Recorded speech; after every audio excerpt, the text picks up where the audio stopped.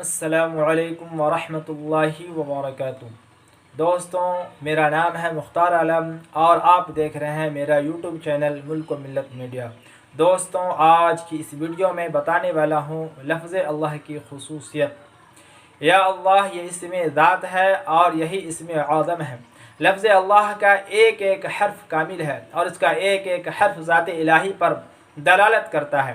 مثلا اگر حروف اللہ میں سے حمزہ یعنی الف محذوف کیا جائے یعنی ہٹا دیا جائے تو للہ باقی رہے گا۔ یہ بھی اسی طرح ذات واحد پر دلالت کرے گا۔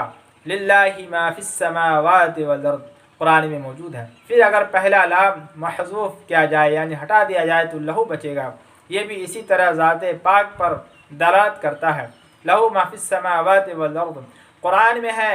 پھر اگر دوسرا لام بھی الگ کر دیا جائے تو صرف ہو رہ جائے گا، وہ بھی بدستور ذات الہی پر دلالت کرے گا۔ لا الہ الا ہو بھی وارد ہے۔ عاشقان الہی کا ورد زبان یہی نام پاک ہے۔